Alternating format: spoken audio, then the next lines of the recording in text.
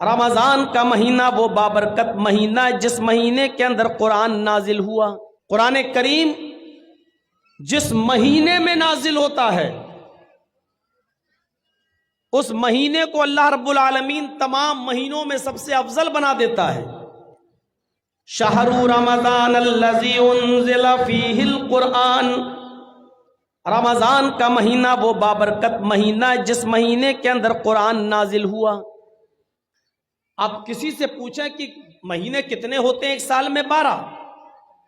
ان سے پوچھو کہ ان 12 مہینوں میں سب سے افضل مہینہ کون سا ہے تو آپ کو جواب ملے گا رمضان۔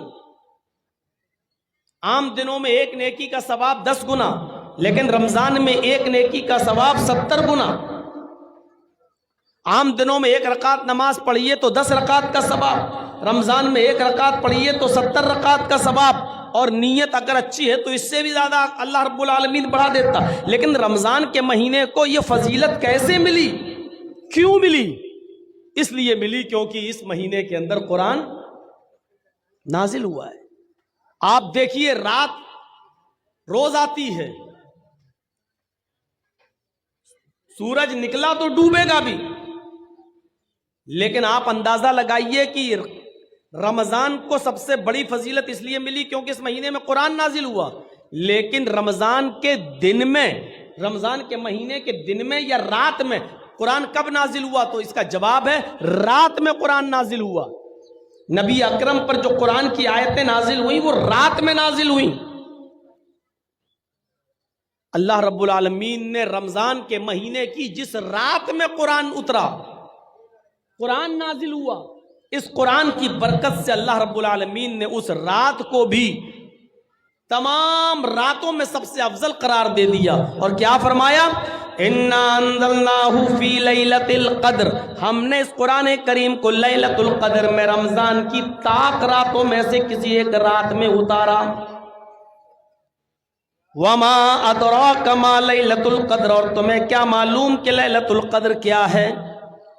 جس رات میں ہم نے اس قرآن کریم کو نازل کیا، اس قرآن کے نازل ہونے کی وجہ سے اللہ رب العالمین نے اس رات کو 1000 مہینوں کی عبادت سے زیادہ فضیلت عطا فرما دی۔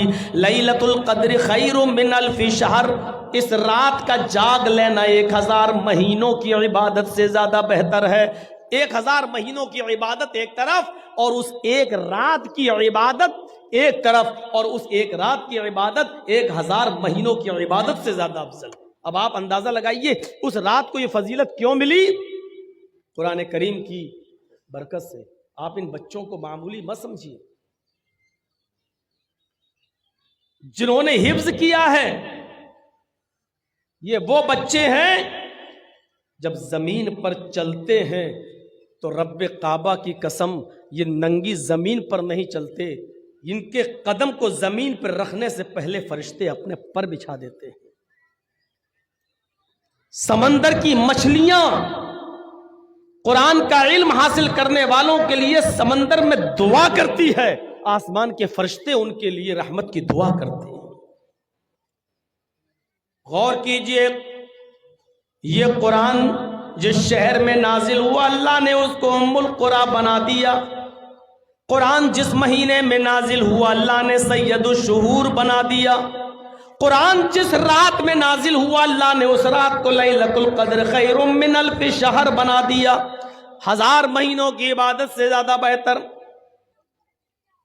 یہ قرآن جو فرشتہ لے کر آیا،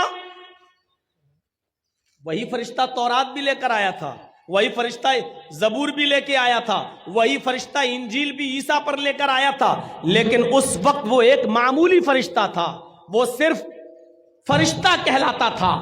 لیکن جب اللہ نے قرآن دے کر اس فرشتے کے ہاتھوں محمد رسول اللہ صلی اللہ علیہ وسلم کے پاس بھیجا اور غار حرا میں اقرا بسم ربک الذی خلق خلق الانسان من علق، قرآن کی آیتیں دے کر جب اللہ رب العالمین نے اس فرشتے کو بھیجا تو اس دن کی تاریخ سے اللہ رب العالمین نے اس فرشتے کو سید الملائکہ، تمام فرشتوں کا سردار بنا دیا۔ تمام فرشتوں کا سردار کون ہے؟ جبرائیل علیہ السلام۔ کیوں؟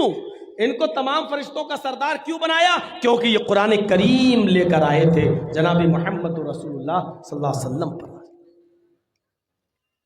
نبی سب برابر ہیں، کسی پر تورات اتری، کسی پر زبور اتری، کسی پر انجیل اتری،